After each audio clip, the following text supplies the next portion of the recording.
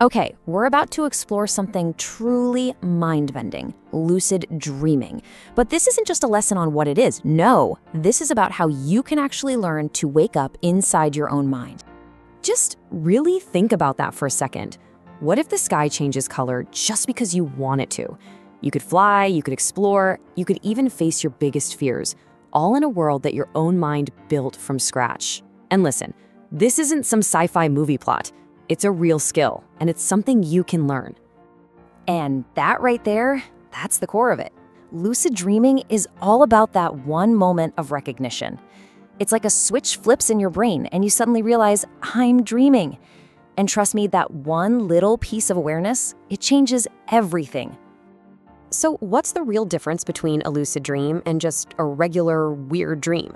Well, it all boils down to one single powerful thought. I mean, you know how it is, right? We've all been there.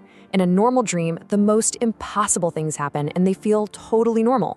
Your cat starts talking, you're back in high school, and your mind just rolls with it, no questions asked. It just makes up the story as it goes. But then you get that spark. That's the lucid dream. It's the moment a little piece of your logical waking mind suddenly pipes up inside the dream and goes, wait a minute, this is a dream. That one realization, that's the key. That's the gateway. Now, this might all sound a bit out there, purely psychological, but there's actually some really fascinating science that shows us what's physically happening inside your brain when this occurs.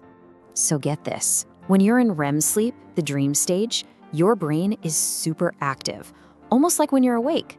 But the parts in charge of logic and self-reflection, they're kind of offline. Now, in a lucid dream, something incredible happens. Those self-aware regions, right up in the frontal part of your brain, they actually start to power back on. It's like you're blending your waking consciousness right into the dream itself. So the key takeaway here is you're not fully awake. It's this amazing hybrid state. Think of it like this. Your creative, totally wild dream mind is the director of the movie, but a little piece of your conscious, logical self has just walked onto the set.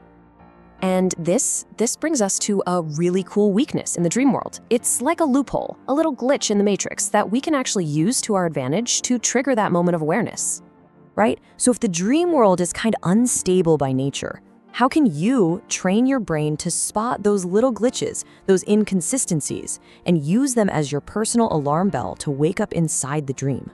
These are some of the classic glitches. You see, your dreaming brain really struggles to keep details stable. So things like clocks will have numbers that just melt or change. You'll try to read a sentence, look away and look back, and the words have completely rearranged themselves. Or you look at your own hands and you've got 6 fingers.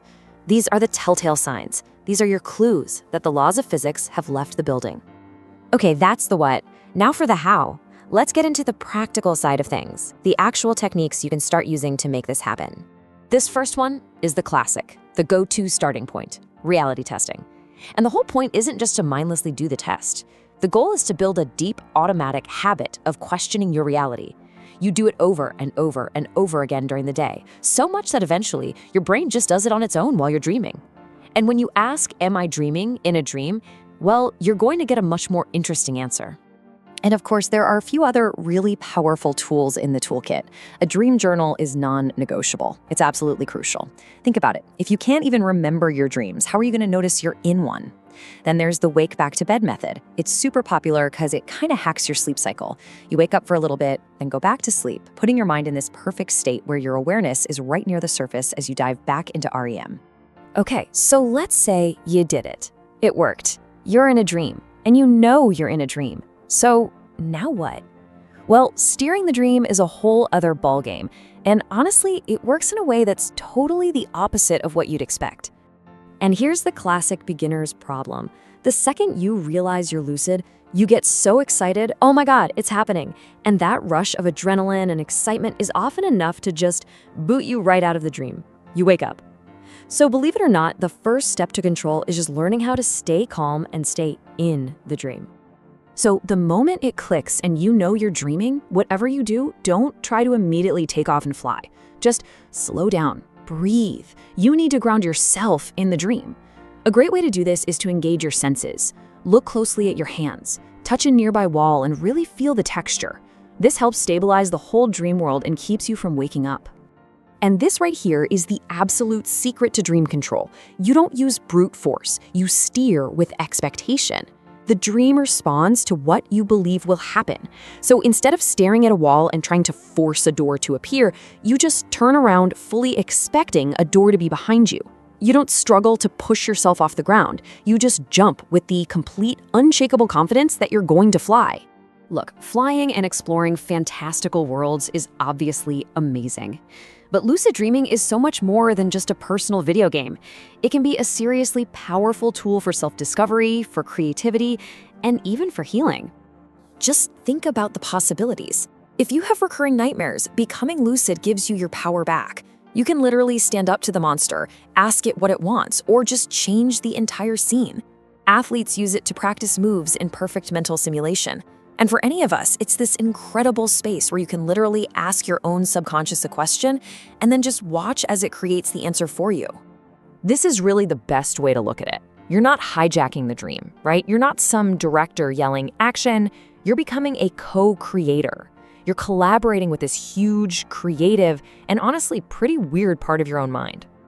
You know, sometimes the most mind-blowing thing you can do in a lucid dream is nothing at all. Just stand there, completely aware, and just witness your own mind creating an entire world out of thin air. The detail, the colors, the sounds, it's just, wow. You're watching your own consciousness at work.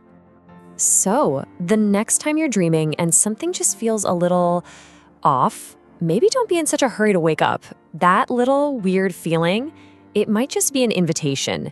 And the only question is, what will your mind create?